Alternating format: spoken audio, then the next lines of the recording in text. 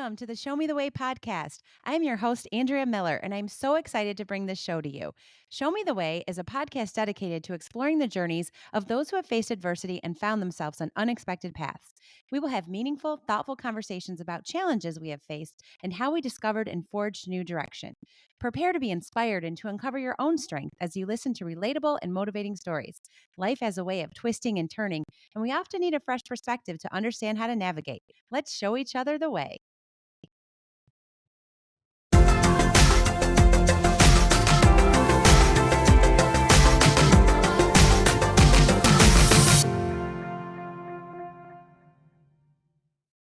This week on Show Me the Way, I had the privilege of speaking with the inspiring Laura Bratton.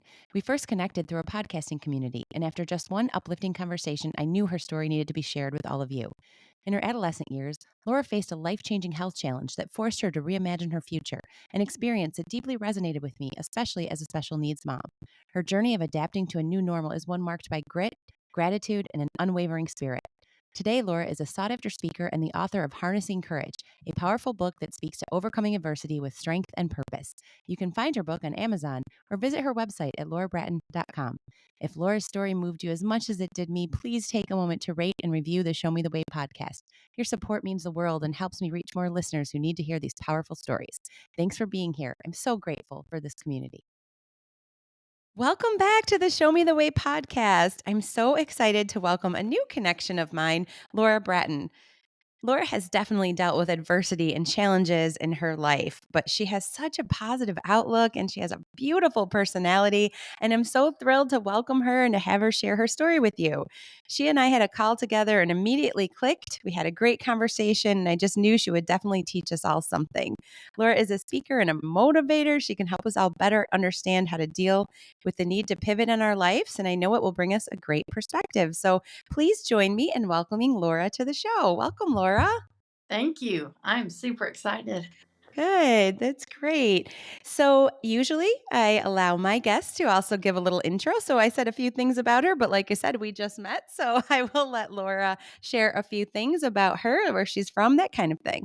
Yeah. So, as you said, I'm a speaker and coach. So, travel all over, but I'm based in South Carolina where I was born and raised and back here now, Okay. as Awesome. you can tell by the accents. What is the weather like there today? Oh my gosh. Well, it's like 70s. Oh, It's that's perfect. beautiful. Good. It's not Yes. humid yet. So, Yes. Yes. great. I know. I'm from Michigan. A lot of people talk very positively about the Carolinas, but yes, I Yes. always hear there's a lot of humidity in the It's summer. perfect because I'm an hour from the mountains and about 4 hours from the coast. So, Okay. it's Perfect. good location. Yes, definitely.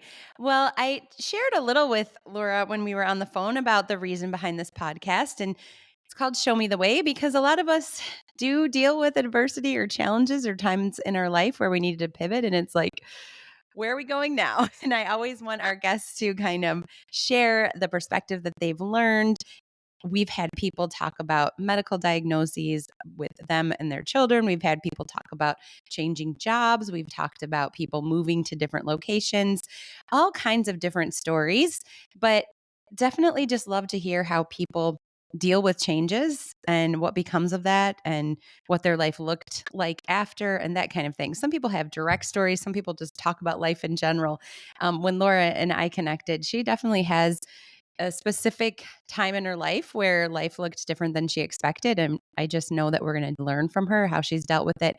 And like she said, she's a speaker. So she's talking about helping people through things all the time. I just know that this is going to be a very positive episode and I'm looking forward to it. So I'm going to shut up and I'm going to let Laura share a time in her life where she dealt with adversity or a need to pivot and what that looked like. And we will go from there. So go ahead, Laura.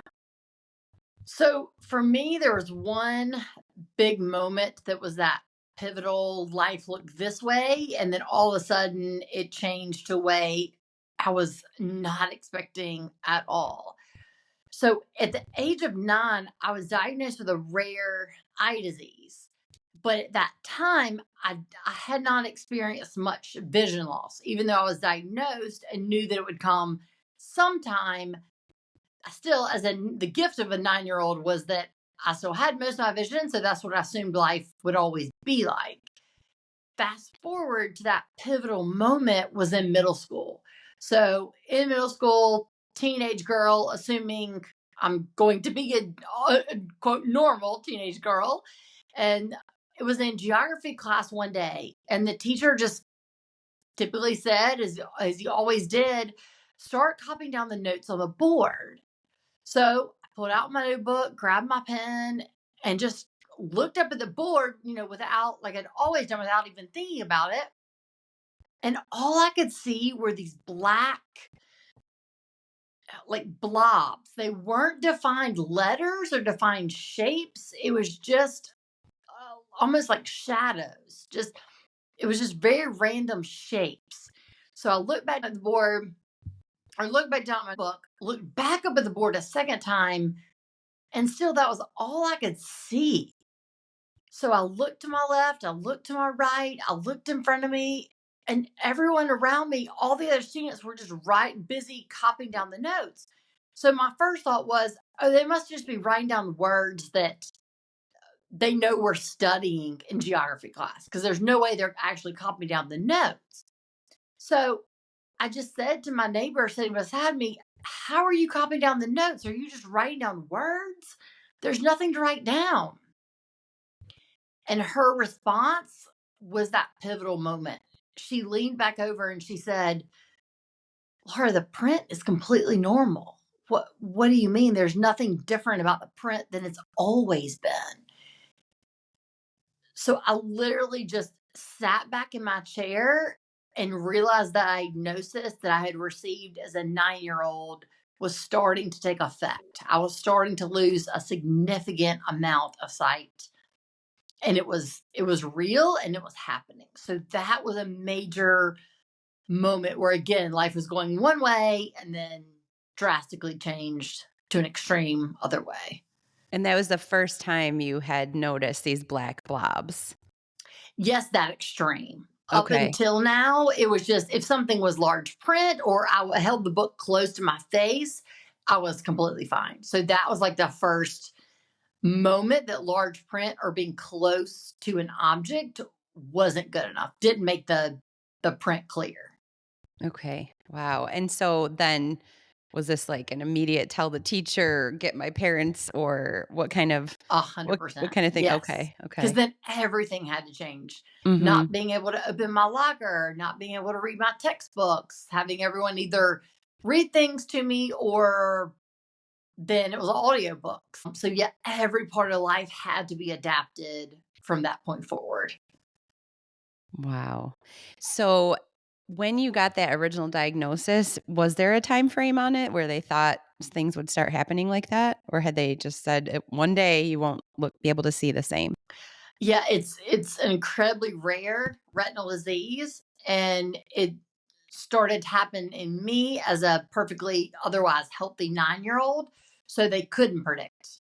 Okay. They didn't know what rate and they didn't know the timing. So they said you could be 20, you could be 40. They really didn't think it would happen that fast. Wow. Okay. So tell us that pivotal moment. Tell us what kind of direction your parents took at that point. So this was the gift.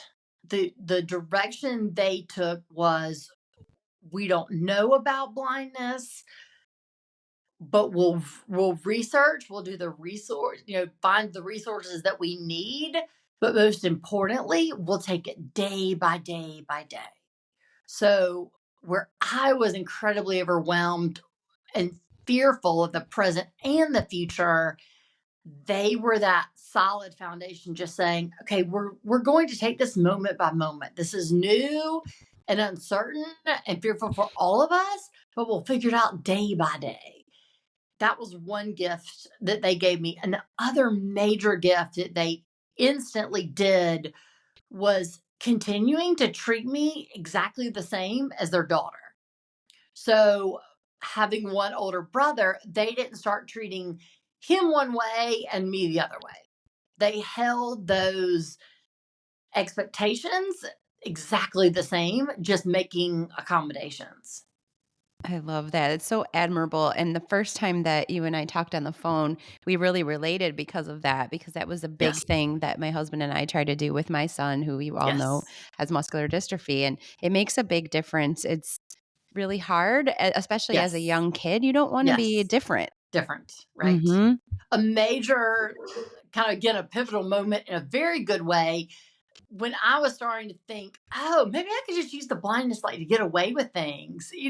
Like, oh, maybe I could just use it not to have to do chores at home. I don't want what teenager wants to do chores, right? Right. So maybe I could just use my blindness. And a powerful pivotal moment was, and I still can remember this so clearly in my mind's eye. One of my chores was to unload the dishwasher. So one night, I had this bright idea how I would get myself out of unloading the dishwasher. So my mom was walking in out of the kitchen, and she was kind of in the doorway, the kitchen and the hall. And right as she entered the door, I said, "Oh, mom, I can't unload the dishwasher because I can't see exactly where to put the silverware in the silverware drawer. So I can't unload the dishwasher anymore." And in my mind, my teenage mind, knowing I've said this perfectly, right? Right. And her being a teacher, she turned around in that teacher voice and said, "Laura, your chore is to unload the dishwasher. You can unload the dishwasher." And then she just turned and walked down the hall. And I was like, oh, well, that didn't go as planned. Now I have to figure it out.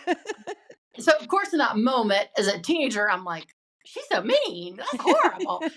But that was an incredible pivotal moment that still all these years later, I remember, and I tell her to this day, that was an incredible gift because she was saying through her actions, I believe in you, and you can figure out how to put it in if they're not perfectly aligned, we're all going to live, right? Like, Right. you Oh, can I still love do it. that. So she was teaching me, no, you're still you. You just have accommodations.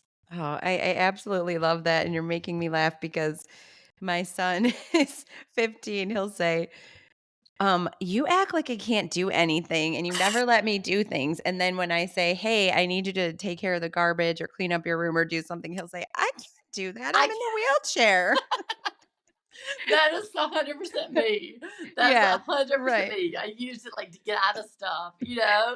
Yes, but you're That's right. The more I have him do on his own, the better. And that's hard to do as a parent because yes. when he was younger, I was like, "Oh, I better do this for him. I better help Right. him." And my mom would always say, "You're not helping him in the long run. There's Right. things that he can do." So, He can do. Yeah. yeah. And even now, a mom will say, I did. I felt so mean Mhm. saying that to my daughter. Of course, I don't want to make you do that. But like you were saying, she had that perspective, and my parents had that perspective. No, we have to hold this foundation to teach her. She can't use this as a pity or as excuse. Yes. That's awesome. That is awesome. So, tell me more about what school looked like as you continued to progress. So it was completely different, obviously, having to learn Braille, just having to adapt in every way. So again, most things as far as like tests and things like that, everything was in audio. Towards high school, then more was on the computer as technology progressed, but most of it was audiobooks or having people read things to me. So that was a huge change. And then just emotionally, just the mindset of I can't do this. This is really, really hard. I don't want to do this. That was my main reaction. I think the progressive thing is really interesting because you remember what it was like. Yes, Yeah. So, it's 100%. gotta be such a different feeling. Like, I used to be able to see this and now I Yes. can't. Yeah. Yes. Yes. And I cut that's a part of the reason my mindset in high school was I can't was because I remember, oh, I used to could. Mhm. So in my mind, I was comparing, oh, well, I used to could do it so easy or by myself or not need help or do it so much quicker.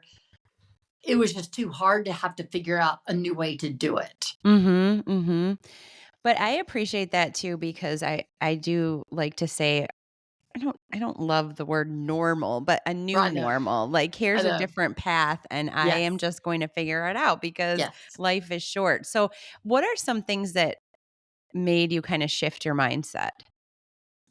So it was completely because of foundation that was laid. So, like I was given those examples, my parents holding those same standards while also saying, we'll just figure out, we don't know how to adapt, but we'll figure it out. Just again, that day by day, that was such an important key for me to realize I don't have to figure out the rest of my life now. All I have to do is to figure out today, how am I Mhm. going to get through the day today? And then tomorrow. And then at that same time, again, my brother, being older, still treating me as his annoying little sister that always bugged him, like my friends still being my friends, treating me just like they did before I had any vision problems. That the constant community around me, that gave me the foundation to make that mindset and that emotional shift from I can't to okay, I can do this with accommodations. I can keep moving forward. Yes, it looks completely different than I thought life would be, yet I can still keep going. Yeah, I dealt with that a lot too, that you find yourself thinking, what is my son going to look like when he's 15? What's it going to be like Yes. when he's 20? What's he going to do for college? And it really overwhelms and can take Yes. over, and it's Yes. so important to be like, time out. I can Yes. only understand what's happening tomorrow. And I think Right. that's a great perspective for so many of us, because even if it's not a medical diagnosis, anything can happen tomorrow. You could lose your Yes. job. Yes. Your husband could say, "Hey, we're moving to another state for a Right. job," or, Right. anything could Yeah. happen. So, understanding that, and I wish I knew that when I was younger. Like, I stop know. thinking so far ahead, or the 5-10 year plan. The I plan. Yes. Because we all feel like we have to have it. Yes. Yeah, for sure.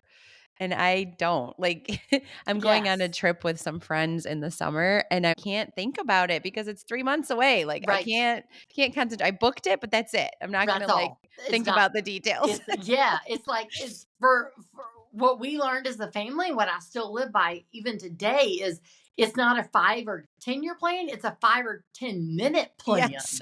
Literally, and that's just that Yes. takes away all the anxiety. It really does. So, how did you get into speaking? So that came from my life experience, both that pivotal moment of having to adjust without life to life without sight, but not just that adjustment, because I had such incredible support and that foundation. I wanted to speak and be that voice to be that foundation for other people. So that was the reason both for speaking and for my book was I didn't want to just say, okay, it was great that I had it. I'm glad that I, greatly benefited from it. Rather, I want to say I'm grateful that I had it and that I benefited from it. And now let me go and share it. Let me go and be that one voice, just that obviously not that whole foundation for someone or a group, but that one voice that can speak to keep going in the midst of change. Mhm. I love that one voice. Well, tell us more about what the speaking engagements are like. So, my approach is as we navigate through change, how do we use the balance of grit and of gratitude to be resources, foundational resources that get us through that change? And again, the grit and gratitude all came from my lived experience. So it's not the grit. What I don't speak on is just, okay, let's experience the change and just push through and be strong and plow through. It'll Right. all work out somehow.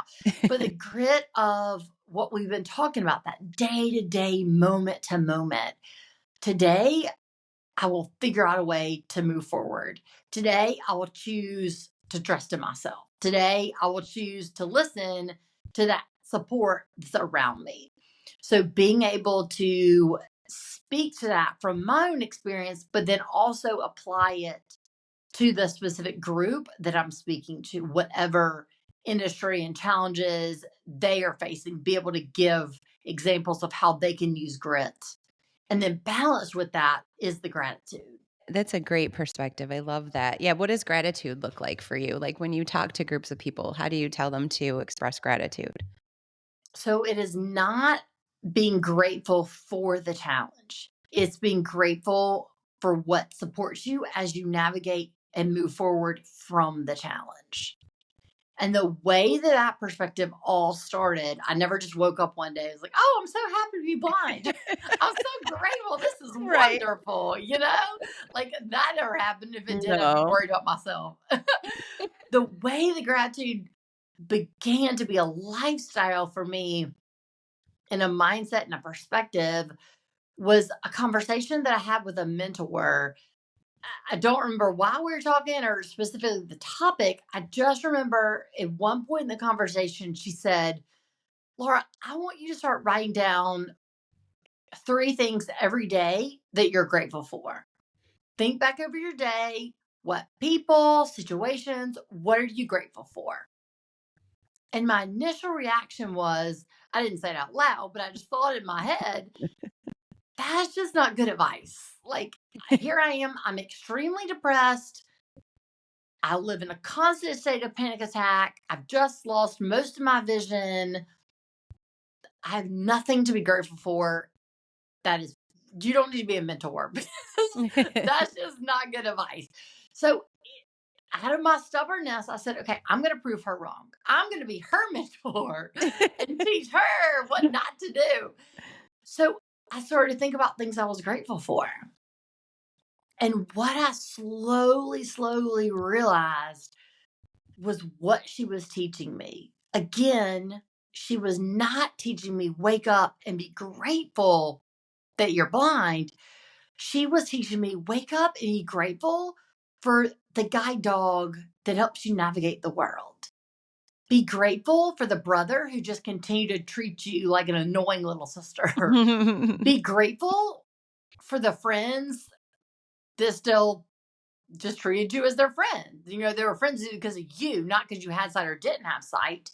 So again, the gratitude that I speak on is helping people become aware of what they can be grateful for in the midst of the change of the transition. I love that. A friend of mine posted on social media at the beginning of the year, or maybe it was the end of the year.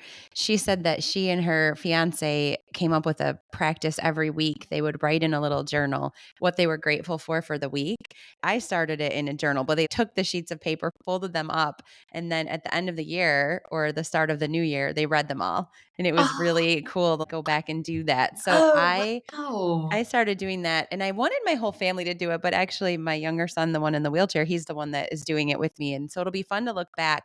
And I love Yes. what you're saying because he really does focus on just regular everyday things instead Good. of like, oh, I'm in this wheelchair. There's nothing to be thankful for. I'm Right. surprised at the things he comes up with. They're everyday things and they're really cool to see and read.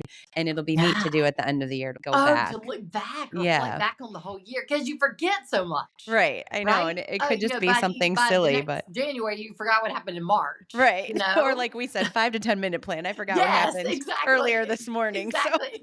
What did I eat for breakfast? yeah, I don't know. Yeah. So yeah, that because again, you're giving him the perspective of gratitude Yeah. rather than that like victim.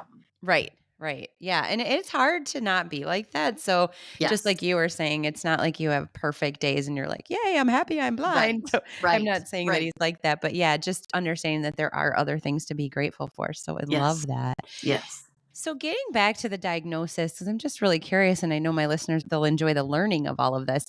What type of treatment or direction, was there anything that the doctors could offer to maybe help, or is there anything on the horizon? No.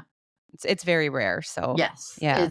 it's extremely rare. So no, I've done all the genetic testing and everything available, and the gene has not been discovered yet that it caused the mutation. So at this point, there's been no formal diagnosis or path for treatment. Okay. Okay. So it was basically, here's your new life and do what you have to do to get through Right, it. right, Yeah. Okay. 100%. Yeah, Yeah.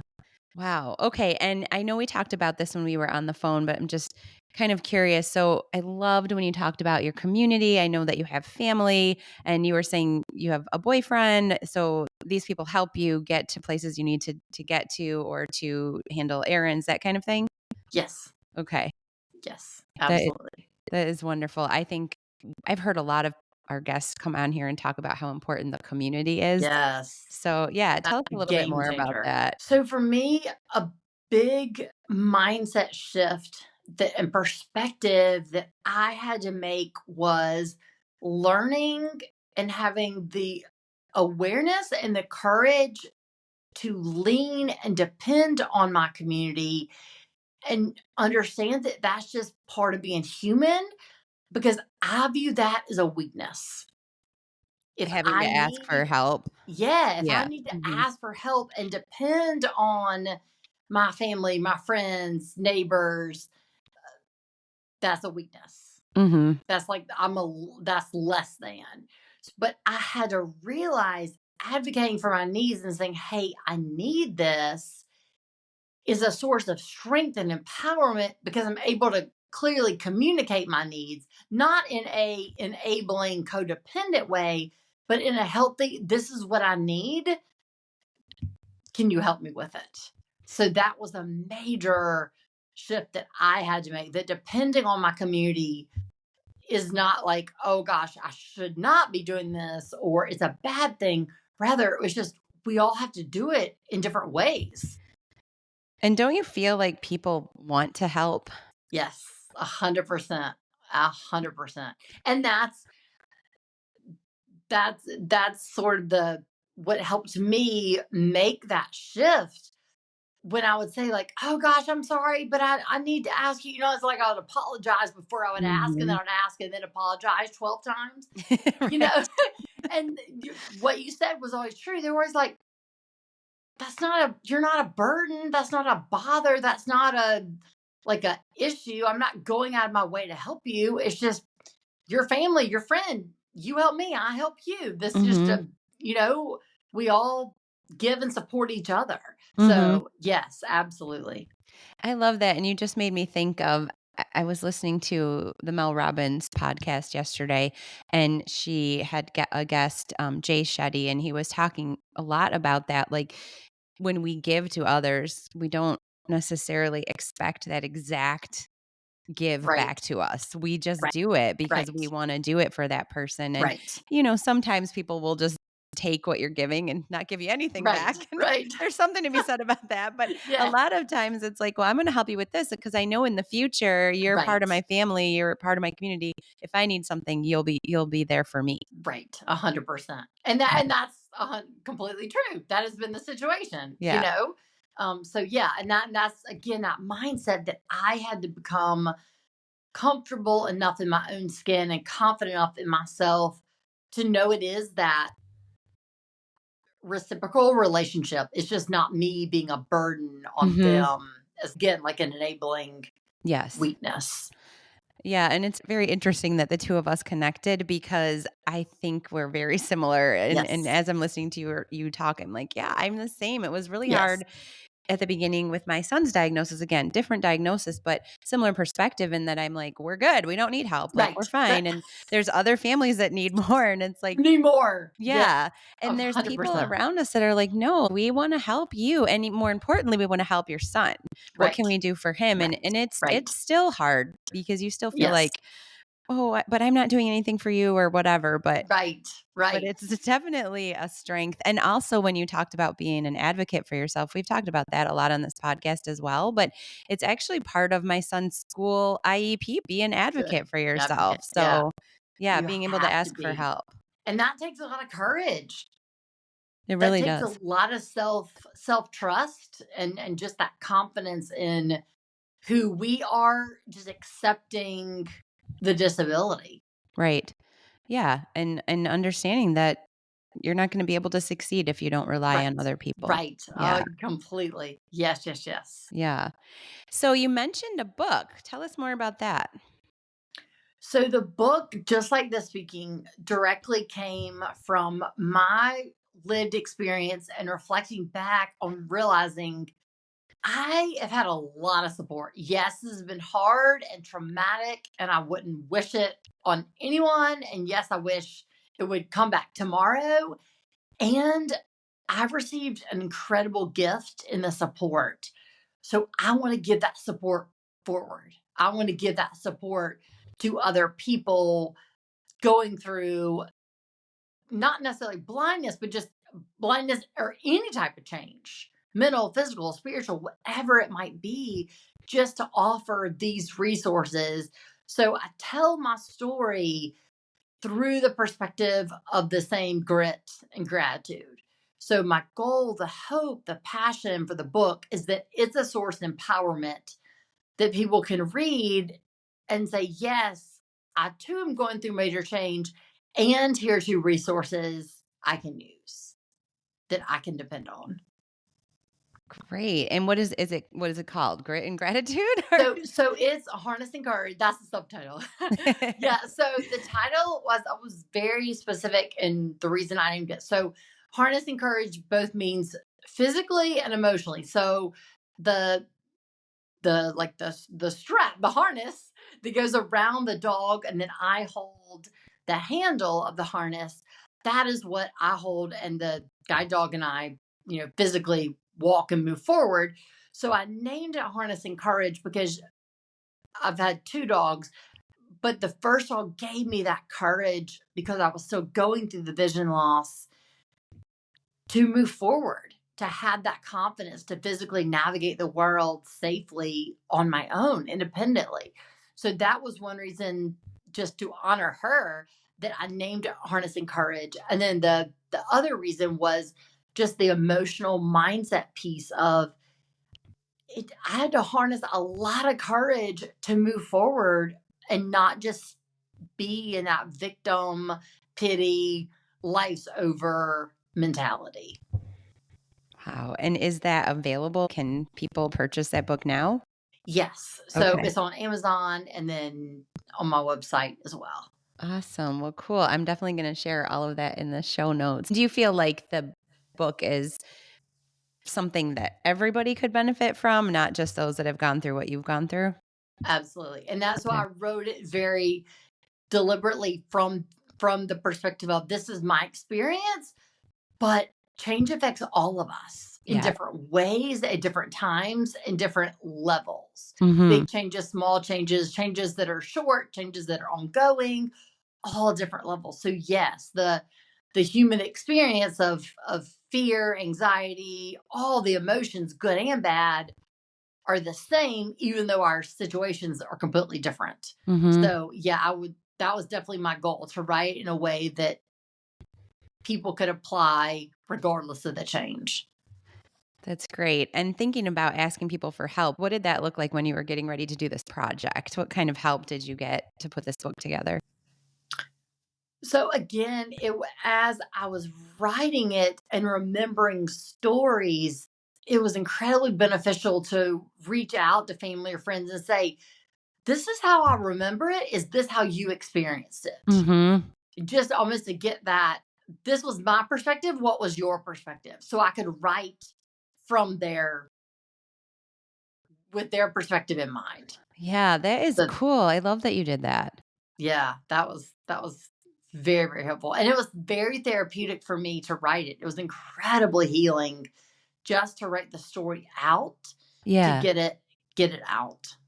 That is great. Yeah, I love that. I actually had my husband as my first male guest on this podcast, and it was the same idea. Like, I want to hear things from your perspective. Like, I know we Yes. live together and I know a lot of what you went through, but what are your words rather than just mine Yes. all the time? And Right. it really does really make you open your eyes and say, wow, okay, Yes. I didn't understand that that was happening to you, or I didn't know you looked at it like that. Yes. So Right. that was Right. very smart of you to do that. It was healing. Well, good. That is great. So I don't mean to make you talk through everything, but I'm just very interested, like, what is a typical day like for you? Very mundane. Very mundane. And now that I have adapted and I'm not in the initial like traumatic part of Yeah. adjusting, now that I am adjusting and have so many years, it's it's much less emotionally intense.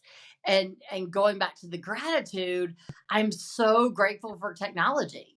Right. And I mean, I laugh, but it's true. I tell everybody, like, I can't even say it out loud, but I talk to Siri and Echo and Alexa more than I talk to anybody else in the world. Like, They have a lot to tell you, though. they have a lot to tell me. Yes, yes. So yeah, just the gift of technology makes the life accessible in so many ways. In the just the daily living, cooking, all just all the daily activities. I'm deeply grateful for Siri and Alexa. And when we talked before, you were telling me you live on your own, right? Yes. Okay. Yes, That and that's again the gift of technology, and just all the advancements in technology absolutely make that possible. Or let Mhm. me, it was obviously possible before, but just make it Right. easier. Yeah. And you do have a dog right now? I don't. Okay. So my second guide dog died in September, Oh, I'm last sorry. last September. So I don't Okay. now. But I Are you had both guide dogs. I had both of them 10 or 11 years each. okay. So they were both incredible gifts. Yes, I'm sure. I'm sure. It's amazing what animals can do. Yes, Yeah. the healing power, right? Yes, yes. Okay. So, yeah, I kind of want to go back to your speaking because I was just really interested. You're just teaching me so much. So, thank you for answering all of these questions. But when you speak, so you said all different groups. Do you ever speak to teenagers or younger crowds? Yes, a lot of high schools. And yeah, I love that because it just being able to say, relate to the adversity that I was going through. Again, they're experiencing different adversity right Mhm. now, but being able to speak to that. Yes, I love, love, love speaking to high school ages and college ages as well. Because again, that's where I experienced so much of or all of the trauma and adversity. So it's a love, love, love connecting with that group. Yes, I would think so. It's funny, this podcast, every time I have guests on, I'm like, I wish 17, 18, 19-year-olds would listen to it, but I don't know that this middle-aged woman's podcast is like first on their list. On their subscriptions. Yes. But I do think that there's so much I can learn because boy, you gain perspective through your experience. And when I was 17, 18, 19, I just thought so differently. And Yes. also, and I don't like to bring up such a bad time, but COVID was so difficult for so many, and it really took Yes. away a lot of coping and Yes. cut off social side, and so it really changed a lot of these young kids and the things that they went through. Yes. It's like I want you to hear that these things can happen, or there's light outside of the Yes. tunnel, and Yeah. you deal with this adversity, but you can still be successful. So I love that you talk to that age group. Yes. Yes.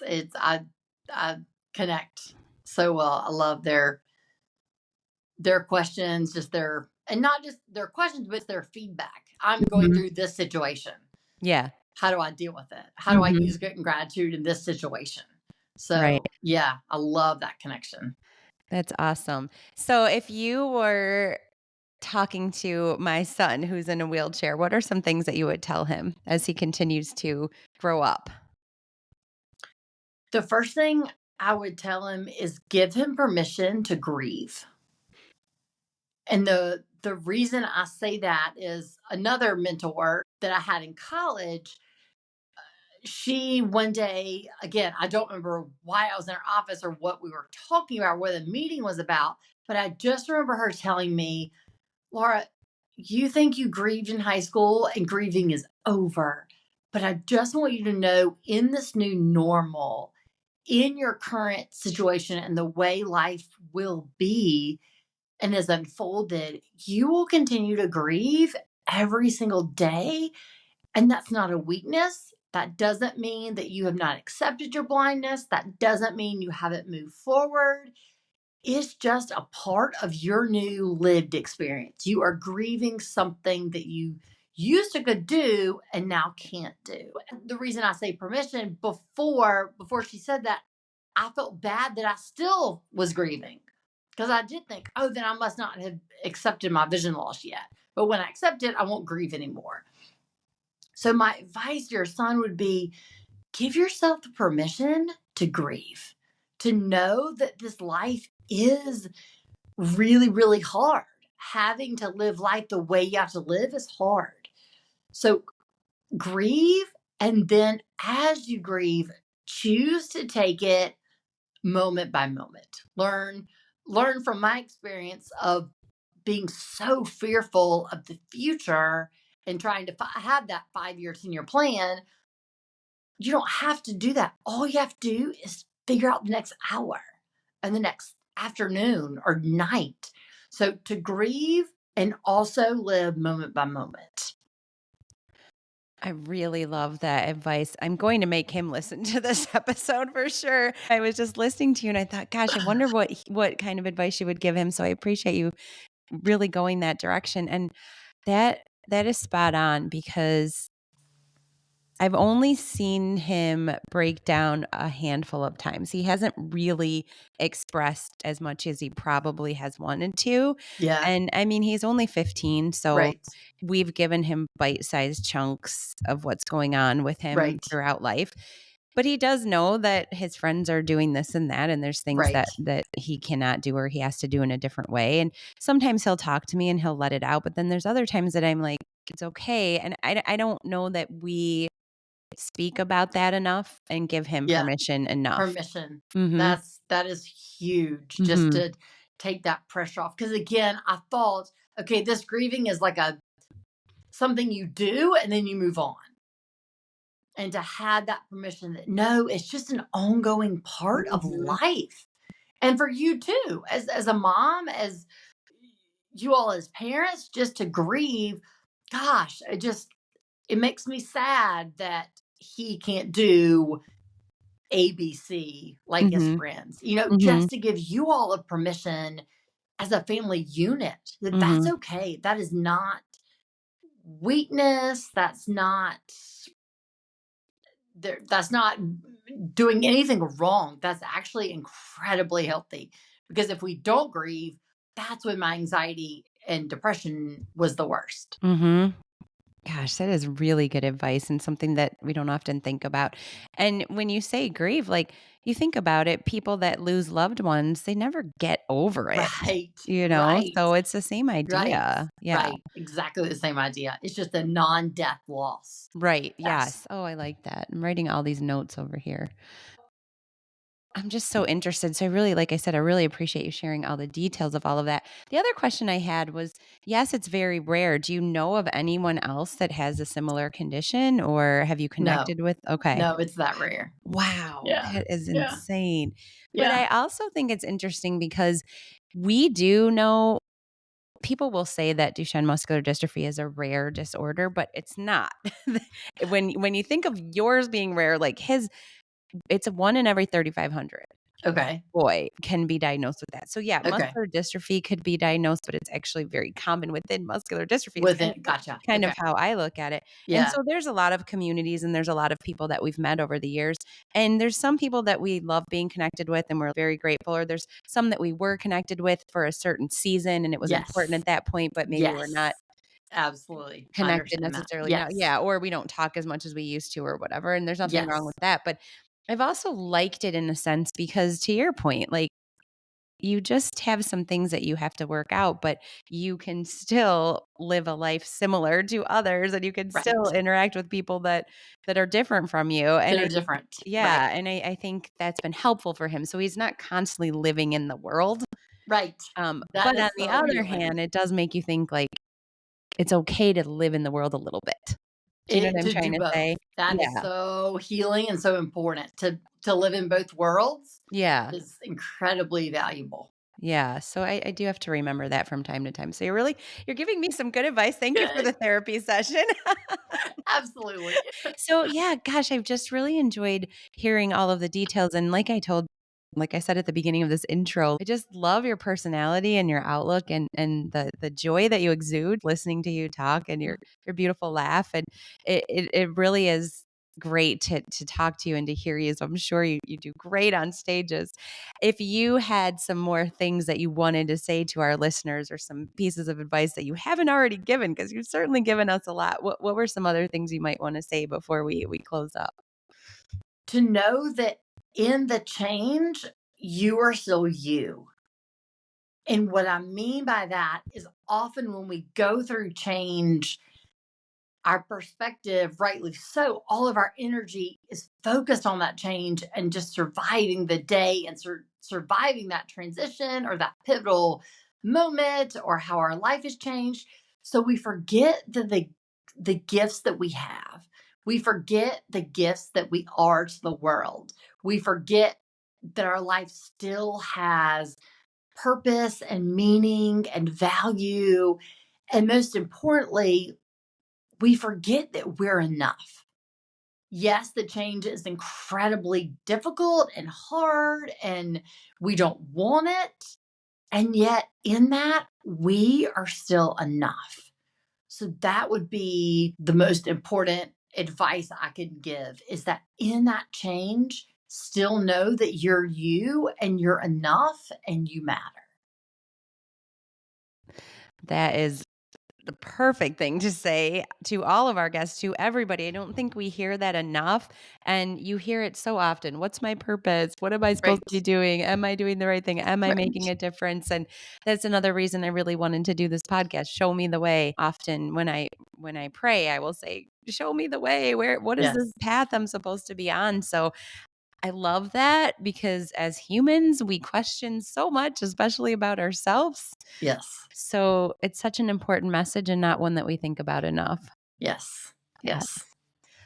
Well, this has been extremely enlightening, and I do think that you and I could keep chatting because we have a lot in common, and I Yes. really enjoyed getting to know you even more so, especially today. But I do like making sure our episodes are within an hour so that you can listen to them while you're on a walk or in the car.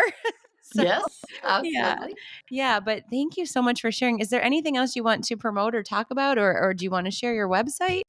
Yeah, so my website is laurabratton.com, and that has all the information about speaking, coaching, the book. It's all right there. Awesome. And you said you travel a lot. So if there's listeners that say Laura would be a great speaker for an event I have coming up, maybe they can reach out no matter where they are Yes. then, right? Absolutely. Good. Absolutely. Good to know. Good to know. Well, it has been such a joy having you on. I appreciate you sharing your story and connecting with me. Like I said, I brought up my faith a little bit. I believe in God. So whatever you believe in, I believe Yes. in God winks and opportunities for like God places people in your life, or there's a reason that out of all the different emails that I received about potential guests on this show, I really liked yours and we had you on because I think the way you expressed your perspective and shared your story, it's exactly what I'm trying to do with this platform. So thank you so much for being open to me and joining this podcast and taking that email and making a difference for my listeners. And thank you for the platform because Of it's course. it's powerful work that needs voice. So thank you. Of course. All right. Well, I will put all of your details, your website, and that book in our show notes. And listeners, I hope you will follow up and get your hands on what will be definitely a great resource for you all to have. Thank you. Thank you for joining me for the Show Me the Way podcast. I truly appreciate you tuning in to today's episode about overcoming adversity and finding your path. I hope it brought you new insights, empowered you with perspective, and inspired you to find joy in your journey.